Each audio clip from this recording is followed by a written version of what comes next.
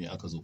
To alhamdulillahi mun zo mu gode wa Allah domin muna jin daɗi muna cikin farin ciki. Wannan nasara da Allah ya ba wa Dr. Abdullahi Umar Ganduje ba tasa bace tamu ce.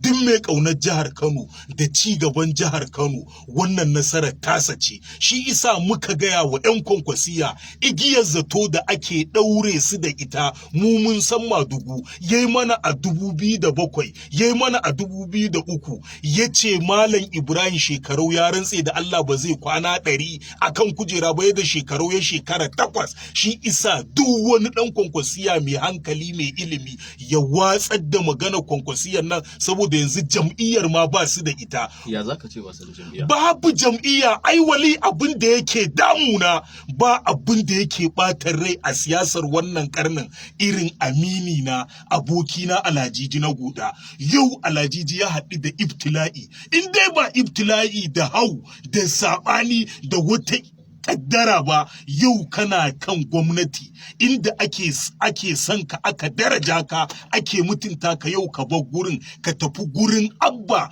wanda ya ɗauke ka da ni da kai ya turmutsa mu a cikin kurkuku, iyayenmu suka dinga zubar da hawaye. Yau wai Alhaji anya na Goda ba hakkin matattu ne a kanka ba kuwa? Aka ce siyasan nan fa ra'ayi ce, shi kuma ra'ayi riga ko? Malam Wali, duk inda ake ƙaunar ka ake mutunta ka nan ya kamata ka tsaya.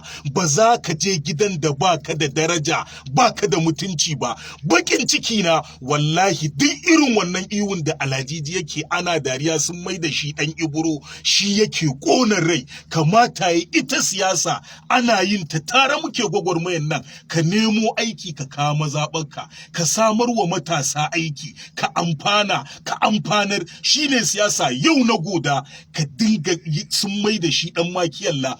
Ina kira da kakkausan murya wannan tsarin na kwankwasiya ka watsar da shi, amma maganar Gandujiya babu tuba, domin mai girma Dr. Abdullahi Umar Ganduje billahi azim duk mutumin da ya taba shi sai ya ji shi a jikinsa. Shi ya gaya ma yana son dawowa Gandujiya ne? To me zai yi?